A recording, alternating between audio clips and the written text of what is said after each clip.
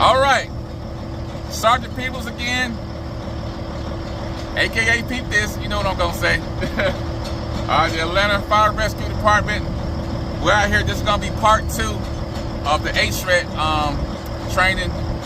We're gonna go over the emergency shutdown procedure, all right?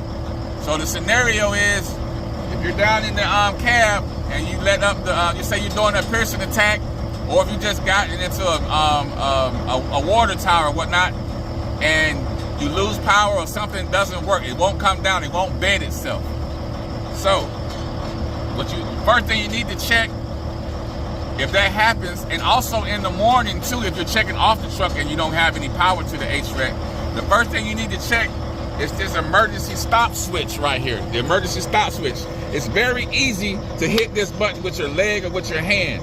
If somebody hit that button, it cuts all power to the HRET. So somebody could have very easily done that, and to put it back into normal operation mode is to just twist it. All right, it's easy to mash it in to engage it, twist it to disengage it. All right, so that's the first thing you need to check. You want to make sure nobody hit that button. All right, but if nobody hit that button and you put it up, and you're in a mid attack, so you have to bring it down. So right here, there's a switch.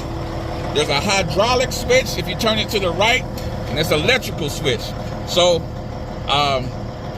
that's what you got to remember. So if the truck is on, if it's running, you should have hydraulic. If it's off, you're just going to have electric. If you use the electric, you got to turn it and hold it to whatever direction you're doing, whether it's electric or hydraulic, battery. But if you use it to the battery, turn it to the battery, you can only operate it for 1 minute. Then you have to let it cool down for 3 minutes. All right, you can only operate in battery mode for 1 minute. You have to let it cool down for 3 minutes, and then after that, same thing, 1 minute interval. 1 minute interval. Let it cool down for 3 minutes. That's a small motor, and you're bringing it down. If you're bringing down this big system with a small motor, it can overheat. So let it cool down. But since the truck is running, but it's not working in the cab, I'm going to use hydraulic. All right, so I'm going to turn it to the right. All right, you're going to turn and hold this to the right. And as I do that, the first thing you're going to need to do is retract the fly. Your first thing to do is to retract the fly because it's stuck up there in that position. All right, so I'm going to retract the fly now. I'm going to turn this to the right, and I'm going to hit this button right here to retract the fly.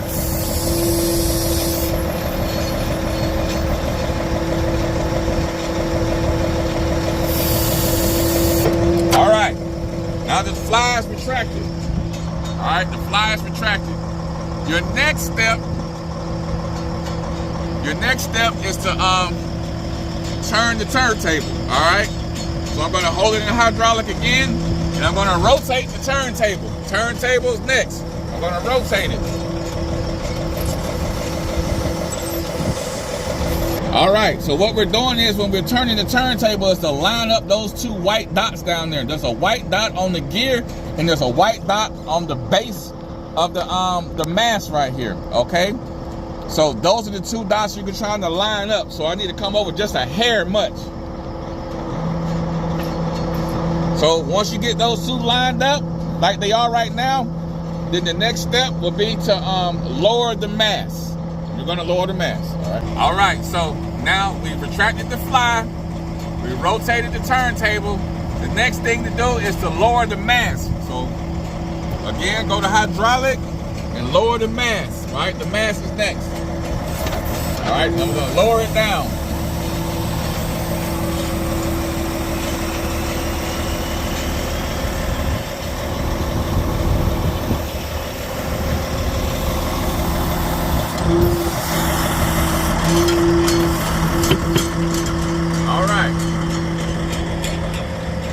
All right, now the mast has been lowered. All right, I'm gonna give you a little caveat now.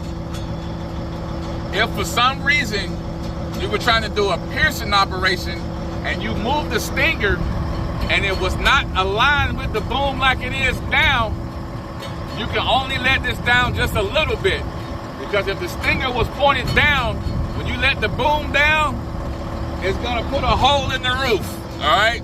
and you don't want to do that. So if the stinger was not in this position, then you only lower it down maybe about halfway, all right? But since it's in the regular normal position, we can let it down and do the emergency shutdown procedure normally and let it all the way down, all right? So just know that if that's stuck, it will, you can't move it, all right?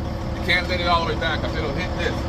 Since it's in a normal position, we can let it all the way down. So the last thing to do is to lower the boom.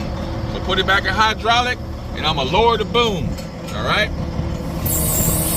So the boom is coming down.